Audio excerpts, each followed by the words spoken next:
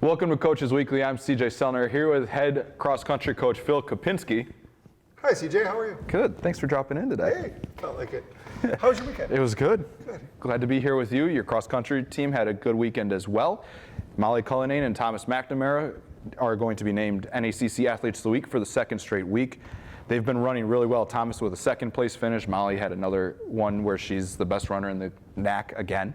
Just talk about what that means for your team right now to have somebody, when you look back in the record books, to have them back-to-back conference athletes of the week means something very big. Yeah, it's hard enough to get that award weekly with some of the talent in our conference, but to be recognized back-to-back is kind of a near elite type honor. Very few athletes have gotten that, especially in Concordia's history. We've had a couple on the track side, but now to have it on the cross-country side is really an honor and an acknowledgement that the program is taking the steps in the direction that it needs to take. So we're extremely excited about that because I've done a little research, a la Jim Egan.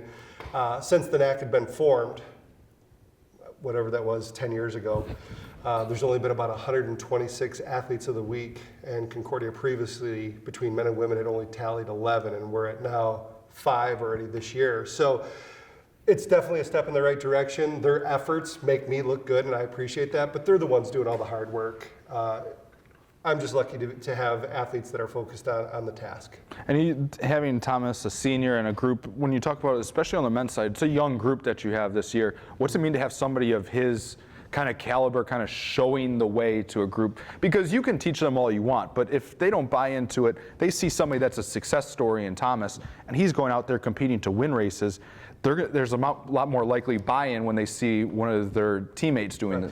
Well, it's like I learned this valuable lesson from Troy Campbell here at volleyball about having the athletes buy in. They got to buy in, and he's been a big culture guy. And you can tell them left and right, but unless they see it in action, it doesn't mean anything. So Thomas has been able to be as I say we do X, Y, and Z, you're going to see A, B, and C, and Thomas echoes that, Molly echoes that, people that have been in the program for 2 years echoes that.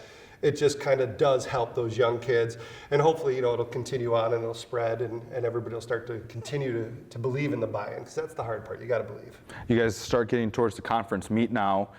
Weather's starting to change around here. How does that change how you guys are training? Does it change at all when you're starting to talk about championship racing? And now that the weather's getting cooler, how does that, do you adjust to that, or how does training look? Actually, training gets better. Humidity cuts down. Hopefully we'll stop, we were building an arc last week because of all the rain. Thankfully we can put that on a hiatus. But the ground will dry out. We'll be able to get some quality reps in. It'll actually start to harden up. They'll feel faster because the ground will be a little bit harder. The biggest thing is just prep stuff, making sure that they bring extra socks and shoes to meet so they're not wearing wet shoes, which freshmen like to do, or make sure that they have the appropriate amount of dry stuff. We go off campus quite a bit for practice, come back. When you finish a run, take off your sweatshirt, put on a dry sweatshirt, do something smart. So those are the biggest things. It's that freshman thing, that they sometimes forget about, that, we're doing things differently now. So it's just habits, creating good skills. And I think that's the biggest thing. The weather for us now is finally probably much like football, soccer. All of them right now are probably loving that it's not as warm and it's better for these kind of environments. So no, the weather has been great for us. Big fan. Wonderground.com, best weather site out there if you're ever interested. If they ever want to sponsor Concordia Athletics, more than welcome. Wonderground.com. It's very good. Going forward, championship racing, how has that kind of changed things as well?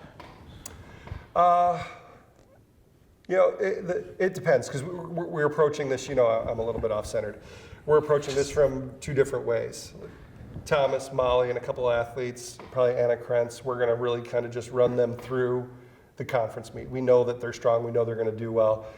Their training is going to be delayed now until the regional meet, because I want to see if we can get one of those kids to nationals. So they're going to train a little bit different. The rest of the group that's developing and doing really strong, we want them to be at their best at conference in 2 weeks. So every individual will get a very unique path for these next 4 to 6 weeks that's going to help them address their weaknesses.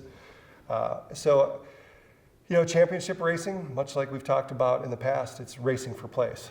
I could care less if Thomas runs 32 minutes at conference if he wins the thing.